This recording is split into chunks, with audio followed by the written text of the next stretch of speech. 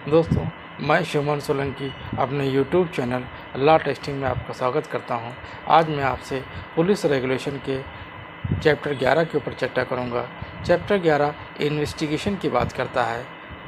Chapter 11 में 104 para 104 से लेकर के पैरा 128 तक का वर्णन किया गया है।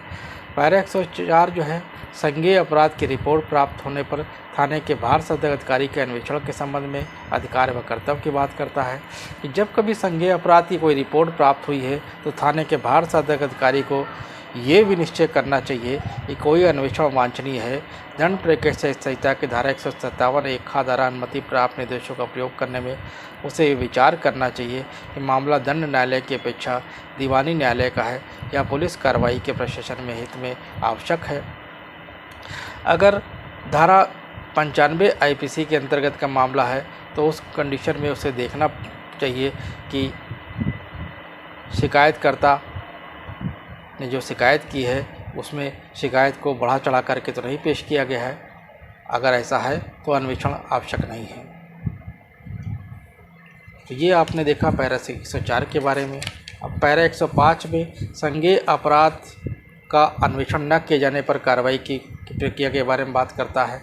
जब कभी थाने के भार सदक अधिकारी को ये निश्चय होता है किसी संज्ञेय मामले का अन्वेषण नहीं किया जाना चाहिए तो उस परिस्थिति में दंड प्रक्रिया संहिता की धारा 157(2) के बंदों का पालन करने के लिए प्रथम सूचना रिपोर्ट के प्रथम और तृतीय प्रतियों में मामले का अन्वेषण न करने के अपने कारणों को दर्ज करेगा और द्वितीय प्रति पर भी जो उस व्यक्ति को दी जाएगी जिसमें रिपोर्ट किया गया है वह तथ्य नोट करना चाहिए कि कोई अन्वेषण नहीं किया जाना चाहिए। पैरा 106 समानता विवेचना को घटनास्थल पर पूर्ण करने की बात करता है। पैरा 107 अन्वेषण अधिकारी के कर्तव्य की बात करता है। अन्वेषण अधिकारी स्वयं को बयान लिखने वाला लिपिक नहीं समझना चाहिए। निरीक्षण और अनुमान करने का उसका कर्तव्य है कि प्रत्येक मामले में घटना के संबंध में उसे दक्षतापूर्वक अवलोकन करना चाहिए। पैरा 108 में केस डायरियों की प्रविष्टि करने की बात कही गई है। अन्वेषण अधिकारी का पहला एक कर्तव्य होगा दंड प्रक्रिया संहिता की धारा 115 द्वारा स्वीकृत मामले को केस डायरी यानी कि दैनिक डायरी में उस समय स्थान पर लिखे जिस समय घटना की सूचना मिली है जिस पर वो कार्य कर रहा है। पैरा 109 में केस डायरी में अपेक्षित विशिष्टियों को विस्तृत रूप से लिखने की बात कही गई है। केस डायरी में दंड प्रक्रिया संहिता की धारा 172 द्वारा अपेक्षित विशिष्टियों के विस्तृत विवरणों के साथ होना चाहिए जो पर्यवेक्षण अधिकारी के तथ्य से परिचित करने योग्य हो। प्रथम सूचना रिपोर्ट में शिकायतकर्ता के बयान में भिन्नता और पूरक बयान में संक्षिप्त रूप में यदि कोई हो अभिलेखबद्ध किया जाना चाहिए।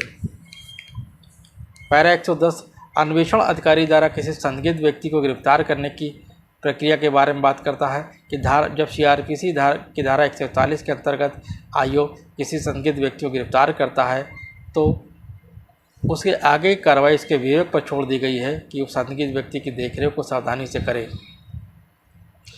लेकिन वह उसे बगैर गिरफ्तार किए उसे आने जाने पर रोक नहीं लगा सकता है और ना ही साक्षी के रूप में उपस्थित होने के लिए बाध्य कर सकता है।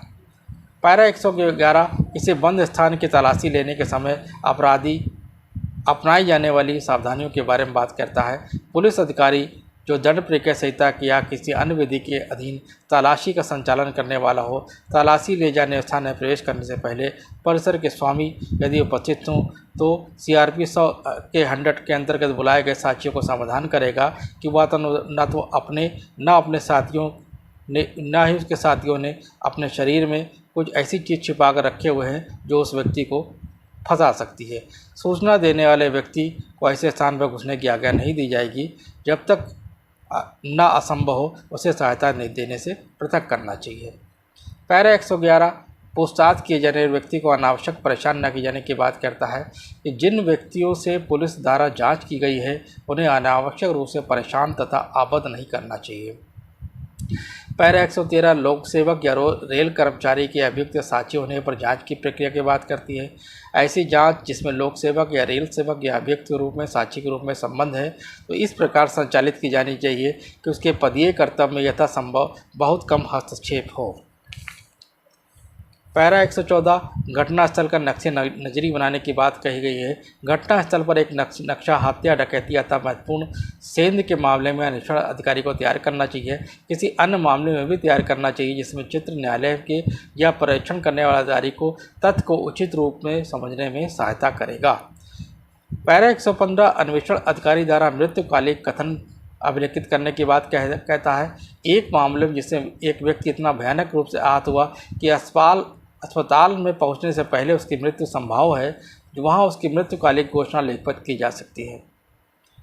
पैरा 116 व्यक्ति की कार्रवाई शिनाख्त के नियम है। ऐसे मामलों में जिसमें ऐसी संभावना हो कि संदिग्ध व्यक्ति की साक्ष्यों द्वारा शिनाख्त के लिए पहचान परेड की जाएगी तो अन्वेषण अधिकारी अपने अन्वेषण के प्रारंभ में सुनिश्चित करने के लिए कार्रवाई करेगा। पैरा 117 वस्तु या माल की कार्रवाई शिनाख्त के नियम है।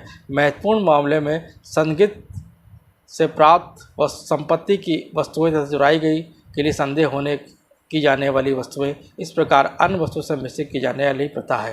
तो पैरा 116 जो है वो व्यक्ति के शिनाख्त के नियम बताता है और पैरा 117 है वस्तु के शिनाख्त के नियम की बात करता है।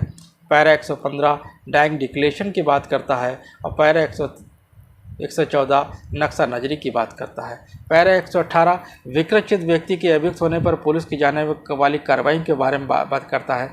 जब यह सिद्ध किया जा चुका है कि व्यक्ति ने ऐसा कोई कार्य कारित किया है जिसे यदि स्वस्थ व्यक्ति के द्वारा किया जाता तो संज्ञेय अपराध होता, तो पुलिस को यह अवधारणा करना नहीं होता कि पागलपन के आधार पर बचाव किया जा सकता है। ये प्रश्न न्यायालय द्वारा अवतरित किया जाएगा। अभियुक्त को परीक्षण के लिए भेजा जाना चाहिए और उसके मस्तिष्क की दशा डायरी में लिखनी चाहिए। पैरा 119 मजिस्ट्रेट द्वारा स्वीकृत अभिलिखित करने के नियम है। जब दंड प्रक्रिया संहिता की धारा 164 के अंदर संस्कृति लेखबद्ध की जानी है तो मजिस्ट्रेट के संस्कृति करने वाले व्यक्ति से पूछना चाहिए कि जिससे वह विस्तार से उसका वर्णन करे, जिससे प्रमाणित किया सके कि जब तक ना स्वतंत्र संपोषक साक्ष्य सारवान विवरण उसके सत्य से प्राप्त की जा सकती है तो न्यायालय में उसका बहुत कम प्रयोग होगा। पैरा 122 पुलिस अभिरक्षा में संस्कृति अभिलेखित करने के नियम की बात कर रहा है। प्रत्येक संस्कृति जिसे पुलिस अभिरक्षा में कोई व्यक्ति करने की इच्छा रखता हो तो जिला मजिस्ट्रेट के अतिरिक्त किसी सर्वोच्च मजिस्ट्रेट जो उचित समय पर पहुंच सकता हो लेखबद्ध किया जाएगा।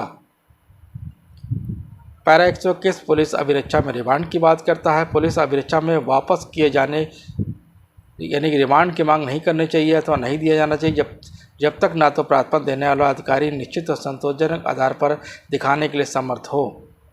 पैरा 122 आरोप पत्र अथवा अंतिम रिपोर्ट को न्यायालय में प्रस्तुत करने की बात करता है, यानी चार्जशीट और एफआईआर को न्यायालय में प्रस्तुत करने की बात करता है।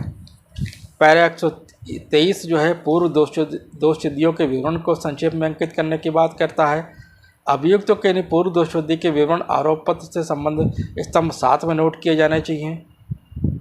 पैरा 124 संज्ञेय तथा असंज्ञेय अपराध के परिवाद पर मजिस्ट्रेट द्वारा संज्ञान लेने वाली कार्रवाई की बात करता है। पैरा 125 पुलिस अधीक्षक द्वारा स्वयं अन्वेषण की बात करता है। पैरा 126 अन्वेषण अधिकारी के कार्य का किसी सांख्यिकीय अधिकार पर परीक्षा के आधार पर विश्लेषण आपत्तिजनक है। पैरा 127 पुलिस के समक्ष डाक विभाग के अभिलेख द्वारा प्रस्तुत किया जाना और पैरा 128 रेलवे की मालगाड़ी से वस्तुओं की व्यापक चोरी की घटना पर कार्रवाई की बात करता है। तो ये आपने देखा कि पुलिस रेगुलेशन के चैप्टर 11 में इन्वेस्टिगेशन के संबंध में आज मैंने चर्चा की गई है। इसके पुलिस रेगुलेशन के अन्य सेक्शन के ऊपर, अन्य पैरा के ऊपर अपने आने वाली लेक्चर सीरीज में चर्चा करूँगा।